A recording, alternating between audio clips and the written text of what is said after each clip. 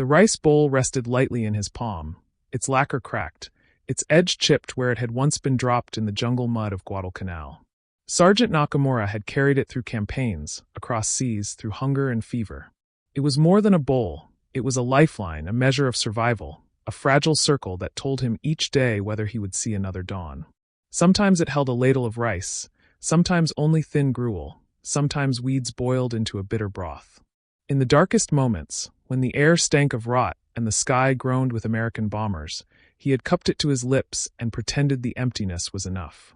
The bowl was the last reminder of home, the weight of his mother's kitchen, the memory of a meal never finished. Now, as he shuffled down from the railcar, sun glaring off his shaved head, Nakamura found himself in a land where bowls seemed unnecessary. The air smelled of wheat and diesel, bread ovens and gasoline, as if the very soil bled abundance. Around him, his comrades blinked in disbelief. They had expected coldness, cruelty, perhaps execution.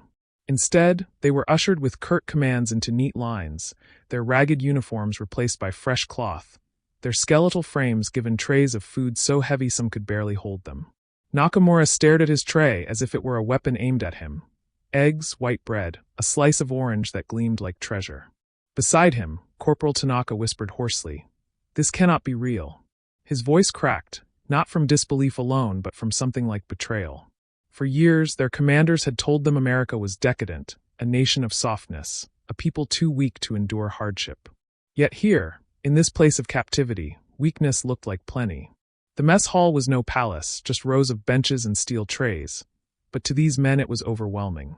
The ceiling fans hummed, the lights burned steady, the floor smelled faintly of soap. Nakamura's eyes darted from corner to corner, searching for the trap, the trick. But there was no deception.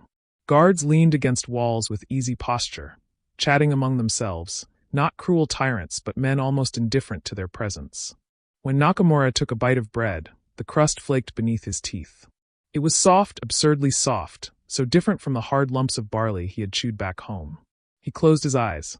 He wanted to savor, but guilt cut sharper than hunger. Every mouthful reminded him of comrades who had died clutching empty stomachs. Every swallow seemed a betrayal of the dead.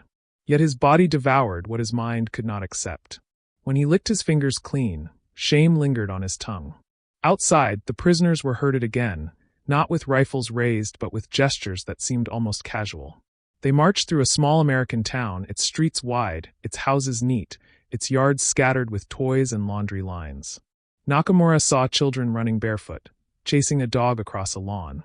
He felt a pang in his chest that surprised him. Longing, perhaps, or envy. In Japan, the cities were darkened, bomb shelters dug under crumbling schools, children collecting scraps of tin and cloth for the war effort. Here, sunlight seemed to fall with no restrictions, laughter rang without fear. Tanaka spat on the ground. "Soft people," he muttered again, but his eyes betrayed confusion.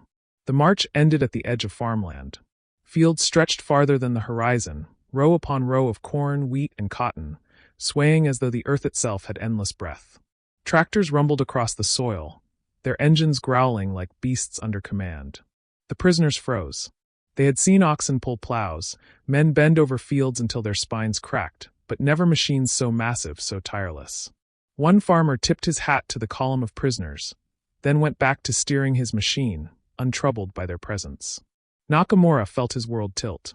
He remembered the rice paddies of his youth, his father's back bent low, mud sucking at bare feet, the work of a day producing just enough to keep the family alive. Here, a single machine devoured acres in the time it once took him to carry buckets of water. In that moment, he understood why the bread had been so soft, why the trays were so full. America was not feeding its prisoners out of mercy, it was feeding them out of excess. That night in the barracks, the men whispered under the dim glow of a single bulb. Some cursed the Americans, calling them wasteful devils.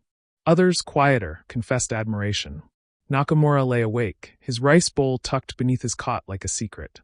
He listened to the sound of trains in the distance, long whistles echoing across the dark plains. Each train, he realized, carried more than soldiers or weapons. It carried proof of something larger, an engine of power that Japan had never possessed. He dreamed uneasily of rice bowls stacked against a tide of steel, of fragile wood splintering beneath the weight of machines. When he woke, sweat dampened his collar, and for a moment he did not know where he was. Only the steady hum of the ceiling fan reminded him he was still in captivity, though the word felt strange when spoken against the reality of abundance. In the weeks that followed, Nakamura and his comrades began to work. They hoisted crates, pulled weeds, harvested fruit under a sun that seemed indifferent to the war. The Americans treated them not as equals, but not as animals either. A guard once tossed Nakamura a cigarette. He stared at it as though it were a relic. The first puff filled his lungs with dizziness and fire, but also a strange calm. The guard grinned, as if sharing not a kindness but a triviality. That was the part that struck deepest, not the gift itself, but how little it meant to the giver. One afternoon, as they rested at the edge of a field, Nakamura watched a line of trucks rumble past on the highway. Their beds were piled high with grain, so much that some spilled onto the road. An American boy ran after the convoy, scooping up the fallen kernels, laughing. Nakamura gripped his rice bowl in his pocket, feeling the cracked edge bite into his palm. He thought of Tokyo, of ration lines that stretched for blocks, of families scraping the bottom of pots for flavorless broth. He thought of how his mother would bow to neighbors just to borrow a cup of rice. The trucks roared on, indifferent, carrying more grain in a single day than his village could harvest in a season. That night, he set his bowl on the floor beside his cot. It looked smaller than ever, dwarfed by the shadows of the barracks. He could not bring himself to eat from it anymore, though he could not throw it away either. It had been his lifeline, but here it was a relic of weakness, of scarcity, of a world already lost. Tanaka whispered across the dark room, his voice hoarse. "We cannot win, can we?" Nakamura did not answer. He stared at the ceiling, listening to the hum of distant trains. Each whistle was a reminder that beyond the fences lay a country that seemed limitless, a machine that did not sleep. He felt a weight in his chest heavier than hunger, heavier than defeat. The rice bowl lay between them like a question neither dared to voice, a fragile reminder of a world collapsing against an unstoppable tide. And as the night deepened, Nakamura closed his eyes, knowing tomorrow would bring another revelation, another wound to the beliefs he had once carried like armor. The rice bowl, once sacred, had become a burden. The factory floor waited just beyond the horizon, ready to shatter the last illusions still clinging to him. The jungle had swallowed men whole, its vines curling like serpents, its humidity choking even the strongest lungs. For months, Sergeant Nakamura and Corporal Tanaka had lived in that green abyss, feeding on roots, drinking from streams muddied by corpses, their rifles rusting in their hands. They had sworn to fight until death, as their commanders had demanded, as their emperor had decreed. Yet when the cave collapsed under mortar fire and their ammunition ran out, the choice was stripped from them. Surrender came not as a decision but as a collapse, the body's betrayal of the will. Crawling out into the blinding sun, hands raised, they expected bullets to find them. Instead, they found strange mercy. Hands that bound but did not strike, voices that barked commands but did not curse. Shame burned hotter than hunger. Every step as prisoners felt like walking naked before the world. The Japanese code had seared into them the promise that capture was worse than death, that surrender unmade a man's honor. In whispers, Nakamura remembered the words of his training officer. "You will fight until your last breath, and if breath remains, you will die by your own hand. To be taken alive is to bring shame to your family, your ancestors, your emperor." Now, alive and shackled, he felt he had committed a sin too vast for forgiveness. Tanaka's jaw trembled, not from fear but from the unbearable weight of dishonor. He muttered prayers at night, the whether for redemption or destruction, no one could say. The voyage across the Pacific was an odyssey of silence. Packed in the hold of a ship, surrounded by guards who smoked casually and spoke a language harsh yet oddly careless, the prisoners sat in rows like broken dolls.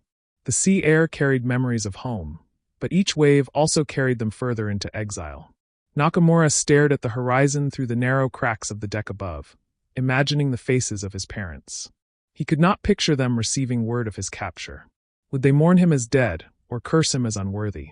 Tanaka, thinner than ever, whispered of wanting to leap into the waves. Yet even suicide now felt stolen, their lives no longer belonging to themselves but to their captors. When land finally appeared, it was unlike anything they had imagined. Not the ruined coastlines of Asia, nor the battered ports of the Pacific Islands. America stretched before them with a calm indifference, a land unscarred by war.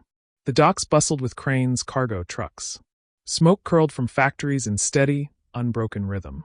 The prisoners gawked, not at weapons, but at the sheer vitality of everything. It was as though they had stepped into the belly of a giant that breathed industry. The train ride inland was another revelation. As the cars rattled over steel rails, Nakamura pressed his face to the glass. Fields rolled endlessly, green and gold, dotted with farmhouses that looked sturdier than barracks. Villages sprawled with paved streets, shops filled with goods, children riding bicycles. Even the smallest town appeared wealthier than any city he had left behind. He thought of Tokyo, cloaked in darkness to avoid bombers, mothers queuing for rations that dwindled with each month. Here, windows glowed with steady light. Even in captivity, he could not escape the cruel comparison. The camp itself stood in Texas, though the prisoners did not know the word at first. To them, it was simply endless sky, sun as fierce as artillery fire, and air dry enough to crack lips. Barbed wire glinted in the heat, but the barracks were solid, the bunks clean. Showers spat water with steady pressure, a luxury most had not felt in years. At the mess hall, they were served food that seemed impossible: bread, meat, fruit. They ate like men in a dream, suspicion gnawing at every bite. How could enemies feed them better than their own army had? Tanaka broke first. He wept into his tray, shoulders shaking, salt tears mixing with the broth. Nakamura looked away, ashamed for his friend, but inside he felt the same unraveling. The ideology that had bound them, Japan's sacred strength, America's supposed weakness, collapsed with each spoonful of stew. Life in the camp unfolded with unexpected rhythms. Days were marked by labor, not punishment. The prisoners were sent to farms, to orchards, to lumber yards. Nakamura's hands blistered at first, and used to the strange tools, but soon he marveled at the efficiency. Tractors plowed in hours what would have taken dozens of men days. Machines harvested fields with a growling hunger that never tired. Farmers treated the prisoners not as comrades, but not entirely as beasts either. Sometimes a farmer would hand them a slice of melon, its sweetness almost unbearable after years of scarcity. Tanaka once bit into one and laughed bitterly, muttering that it tasted like treason. At night, the barracks hummed with whispers. Some men cursed America's excess, clinging to pride like a life raft. Others confessed admiration in hushed tones. Nakamura listened, saying little, though inside his certainty crumbled. He could not reconcile the propaganda of weakness with the evidence of strength laid daily before his eyes. The contradiction gnawed at him, more painful than hunger had ever been. Letters arrived from home, smuggled through Red Cross channels. They spoke of rationing, of bombings, of fear. His mother's handwriting trembled on the page. She begged for his health, though the shame of capture went unspoken. Nakamura read the words by candlelight and felt the gulf widen. Here, he slept on a full stomach, while his family scraped for scraps in a nation on fire. The guilt was unbearable. Yet beneath it was another truth, one he dared not voice. He was alive, and part of him was grateful. Tanaka grew restless. He dreamed of escape, though the desert stretched unbroken in every direction.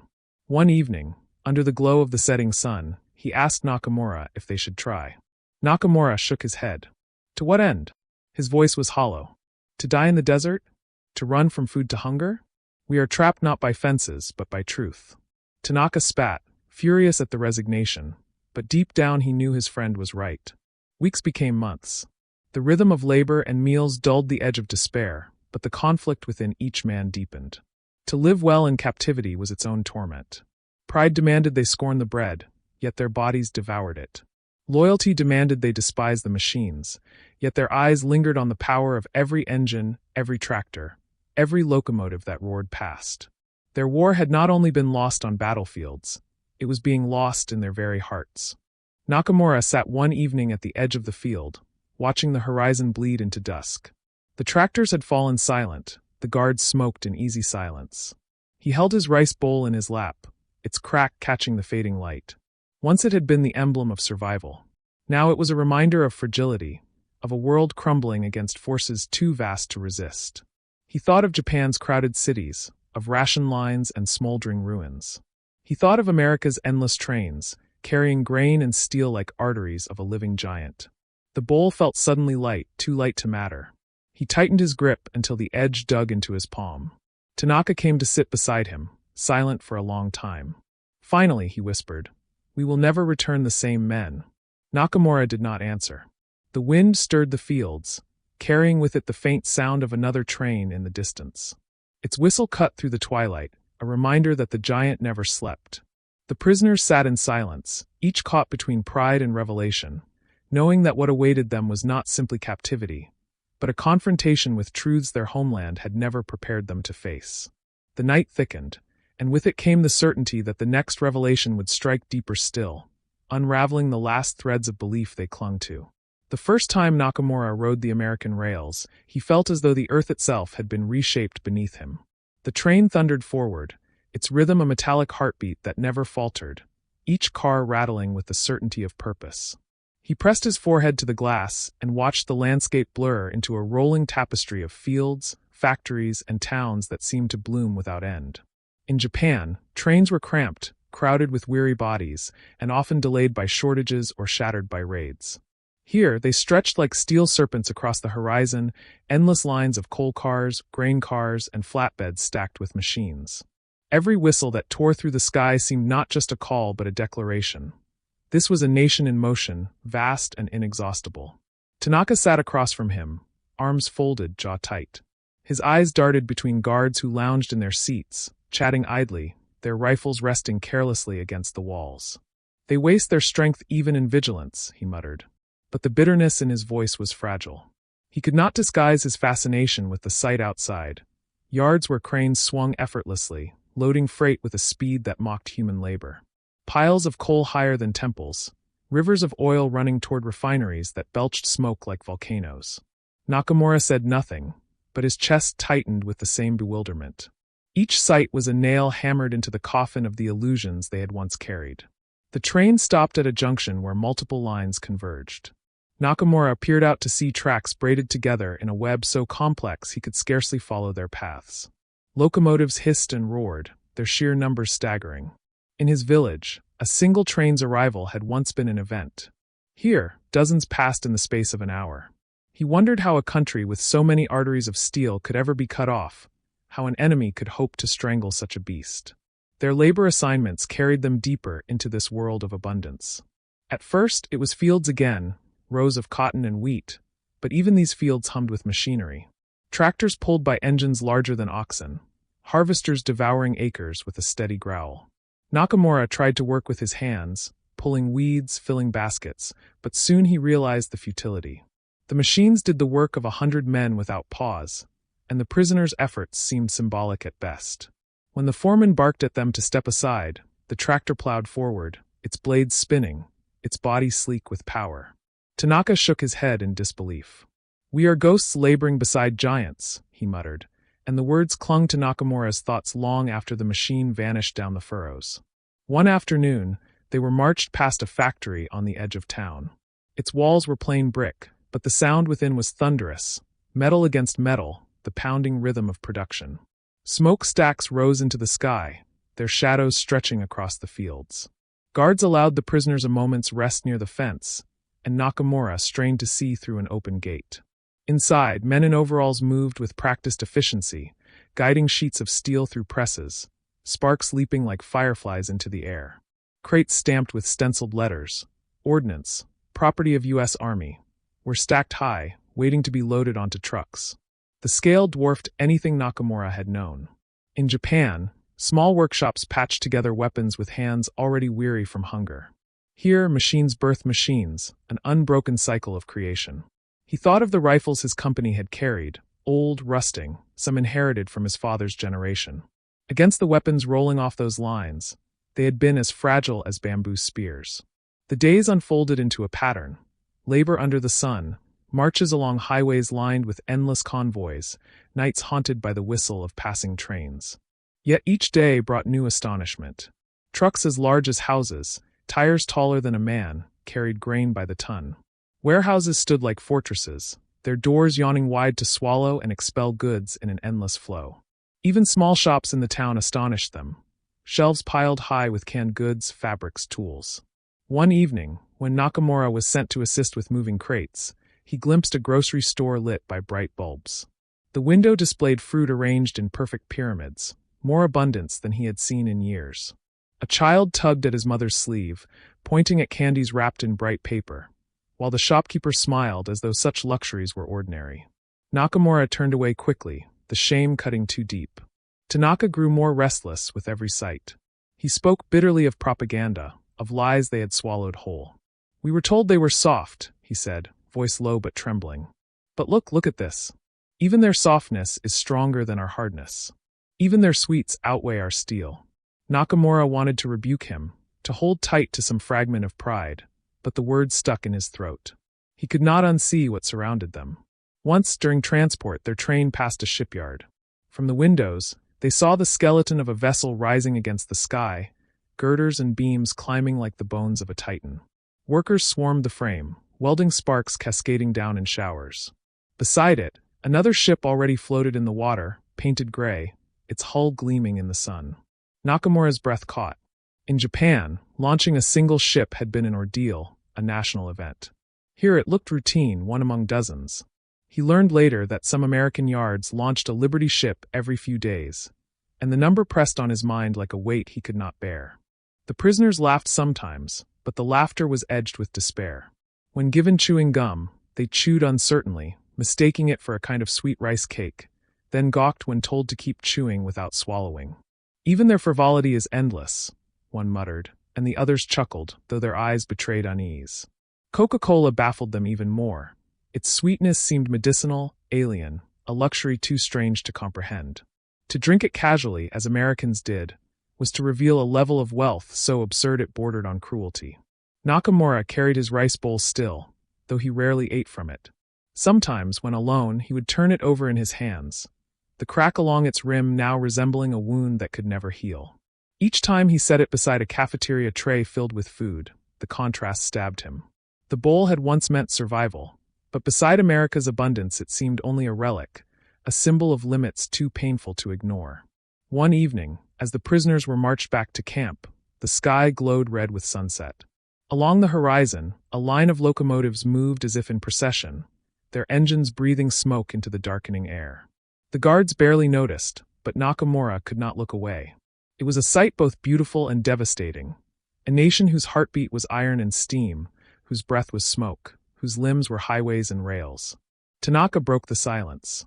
"If this is what they have in peace, what will they unleash in war?" His words hung heavy, unanswerable, sinking into the dusk like stones into water. Nakamura gripped the rice bowl in his pocket until the crack cut into his palm. He thought of Japan's ration lines, the bomb shelters, the thin shadows of his family. He thought of the endless trains, the factories that never slept, the ships that multiplied like living creatures. And in that moment, he felt the last threads of certainty snap. Pride could no longer mask the truth. He was staring into the face of something immovable, a power not born of myth but of steel and abundance. The whistle of another train echoed through the night, long and mournful, a sound that seemed to confirm what none dared to speak. The rice bowl in his pocket felt smaller than ever, a fragile reminder that the world he had known was already gone, and that what lay ahead would strip even that final illusion away. The first words Nakamura ever spoke to an American were not words at all, but a stammer of disbelief. A guard in the Texas camp had slid a tray toward him, piled with bread, beans, and meat. The bread alone looked like it had been carved from snow, so white it almost glowed under the mess hall lights. Nakamura stood frozen, bowl in hand, as though the offering were a cruel trick. The guard gave a shrug and gestured again, as if to say, "Hurry up, it's nothing." Nakamura sat down, tearing a piece of bread with trembling fingers. He had expected it to taste bland, like the ration cakes of home. Instead it was soft, airy, warm. He chewed slowly, ashamed of the tears that rose in his eyes. Later he would admit, though only in private, that the bread tasted of betrayal, not because it was bad, but because it was too good, too abundant, too easy. Around him, men whispered similar astonishments. Corporal Tanaka muttered that the eggs seemed endless. Each day there were more and more again, as though chickens in America worked harder than soldiers in Japan. He shook his head, laughing bitterly, saying, "Perhaps even their animals are stronger than ours." A younger prisoner, barely 18, confessed to hiding scraps in his pockets, afraid the generosity might vanish. He stashed oranges, crusts of bread, even the stub of a carrot under his mattress, where they quickly spoiled. When the guards discovered the rot, they scolded him, not cruelly but with exasperation, like parents rebuking a child. The boy wept, not from punishment, but from the realization that the scraps he had hidden were worthless in a land where food was as common as air. Irony clung to their days like a shadow. When the prisoners were offered chewing gum, they studied it with suspicion.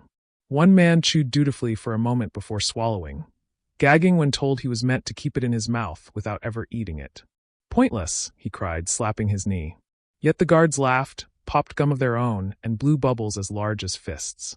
The spectacle reduced hardened veterans to silence. How could men who fought a global war still find the energy to waste on bubbles? Nakamura chewed reluctantly, surprised at the sweetness that lingered without end. That night, he dreamed of chewing endlessly, jaws aching, as if America itself had become a flavor that refused to dissolve. Coca-Cola bewildered them even more. One afternoon, a farmer passed bottles through the wire fence, their glass sweating with condensation. The men hesitated, convinced it was medicine or perhaps poison. Tanaka lifted his cautiously, sniffed the fizz, then drank. His eyes widened at the explosion of sugar and bubbles. "Medicine," he declared, coughing, and the others laughed until their sides hurt. Later, when they learned Americans drank it daily like water, the laughter turned thin and uneasy. If such extravagance was ordinary, what did that say of Japan's chances? Testimonies of kindness mingled with their bewilderment. Nakamura recalled a guard who offered him a cigarette on a sweltering afternoon. The gesture was small, tossed without ceremony, but it carried weight heavier than any ration. Lighting it with trembling hands, Nakamura inhaled until the smoke burned his lungs. For the first time in years, he felt not like an enemy, but like a man. Another prisoner, older and gaunt, spoke of being treated for a festering wound. An American doctor had cleaned it, wrapped it, even smiled as he finished. The man wept quietly afterward, saying he had not seen such care since before the war. "They treat us better than our own army ever did," he whispered, and the truth of it silenced the barracks. Not every moment was soft. Pride flared in unexpected ways. Some men refused to speak English, even as they picked up words by listening. Others spat on the ground when guards joked with them, unable to reconcile the humanity they received with the hatred they had been taught. Tanaka was the fiercest. He cursed the guards in low tones, swore that every act of generosity was designed to humiliate them. Yet even he could not conceal his astonishment when shown the warehouses stacked high with food. He muttered at night, restless, unable to sleep. Nakamura often woke to find him staring at the ceiling, eyes hollow, as if the abundance around him were a torment too sharp to bear. For Nakamura, the conflict cut deeper still. He carried his rice bowl as a relic, hiding it beneath his bunk. Sometimes, late at night, he poured a little water into it, pretending it was rice gruel, remembering the taste of home. The cafeteria trays filled with meat and bread felt alien, too heavy, too foreign. The bowl was light, fragile, cracked, but it belonged to him. It whispered of family, of a life before shame. And yet, each day he saw the abundance around him. The bowl seemed more like a mockery than a comfort. He could not decide which was worse, abandoning it or clinging to it. The prisoners shared stories in hushed tones, confessions too painful to speak in daylight. One told of his family in Osaka, where ration lines stretched around corners and children fainted from hunger. Another spoke of Tokyo, its streets reduced to ash, where neighbors shared roots dug from gardens as though they were treasure. In the barracks, bellies full for the first time in years, these stories felt like wounds pressed open. They ate until they could eat no more, yet guilt accompanied every bite. Survival had become a betrayal. Sometimes humor broke through, jagged and strange. One afternoon, a prisoner returned from working in an orchard, his pockets bulging with apples. He grinned triumphantly, only to discover the guards not only noticed but laughed, clapping him on the back as though the theft amused them. "In Japan, they would have shot me," he muttered, half in shame, half in disbelief. The barracks roared with laughter that night, though the sound cracked, heavy with despair. Their enemies not only had enough to feed them, they had enough to laugh at their stealing. Letters home deepened the torment. Nakamura's mother wrote of dwindling rations, of neighbors boiling weeds into soup, of the air raids that rattled windows every night. She told him to stay strong, though she never mentioned his capture. The silence between her lines spoke louder than her words. Nakamura folded the letter carefully, pressing it against his chest.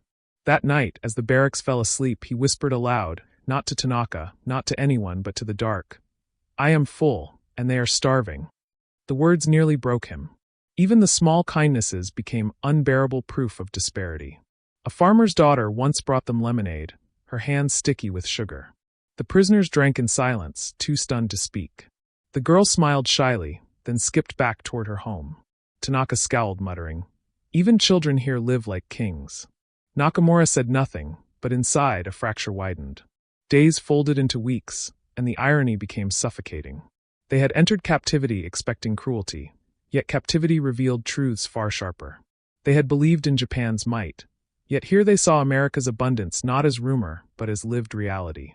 Every cigarette, every scrap of bread, every casual kindness was another blow to the myths they had once held sacred. Nakamura lay awake one night, the rice bowl cold against his chest. Outside, the trains roared past, their whistles long and mournful. He realized then that the real battle was not in the Pacific jungles or on blackened islands. It was here, in the quiet humiliation of comfort, in the unbearable kindness of enemies, in the weight of a full belly that shamed the soul. The bowl in his hands felt smaller than ever, fragile against the thunder of a world that had already moved beyond him. And he knew that tomorrow, some new abundance would arrive to strike him deeper still, until nothing remained of the man he once believed himself to be. The rice bowl lay on Nakamura's bunk, its crack glinting faintly in the low light of the barracks. He had carried it across oceans and jungles, through battles and capture, yet here it seemed more fragile than ever, like a whisper from a world already gone. Each day of captivity had widened the gulf between that bowl and the world around him. The cafeteria trays brimmed with food, the fields thundered with tractors, the railroads sang with endless locomotives, and the factories hammered out weapons and goods with a rhythm that never faltered. Against all this, the rice bowl was not just small, it was irrelevant. Tanaka sat nearby, his face hollow with thought. "We cannot return with this," he said suddenly, nodding toward the bowl. "It belongs to another time, another country." His voice trembled, part accusation, part plea. Nakamura's hand tightened around the rim. He wanted to argue, to defend the relic, but no words came. He remembered the bread so white it seemed unreal, the oranges gleaming like lanterns, the trains that roared past as though powered by eternity itself. The bowl was a memory, but the assembly line, that was the future. The revelation came not as thunder but as silence, a heavy awareness settling on his chest. He thought of his mother waiting in Tokyo, scraping at ration lines, her hands cracked from work, her stomach empty. He thought of the children running free in American streets, their pockets filled with candy, their fathers building ships faster than storms could break them. Between these two images, the bowl fractured further in his grip. Tanaka leaned forward, eyes burning. "Do you see it now? They will not be defeated. Not by bullets, not by hunger. Their machines are stronger than our prayers." The words stung, but Nakamura knew they were true. The factory floor had become as much a battlefield as Saipan or Iwo Jima, and it was one Japan had already lost. Nakamura set the bowl down gently, almost reverently, and for the first time he did not reach for it again. The crack across its rim seemed larger now, as though it had split beneath the weight of what he had seen. In its place rose the image of the assembly line, endless, tireless, unbreakable. That was the real emblem of power, the machine that forged not just weapons, but the very certainty of victory. Outside, another train thundered past, its whistle cutting through the night. The sound was mournful, yet relentless, a reminder that America's strength did not sleep. Nakamura closed his eyes, and for the first time he understood that the war had ended for him the moment he stepped off the train into this land of abundance. The rice bowl was the past. The assembly line was the future. And tomorrow, when the whistle called again, it would not be a song of hope. It would be the echo of a truth too vast to deny. Which city are you watching our video from? For more powerful stories from World War II, don't forget to subscribe to our channel. Thank you.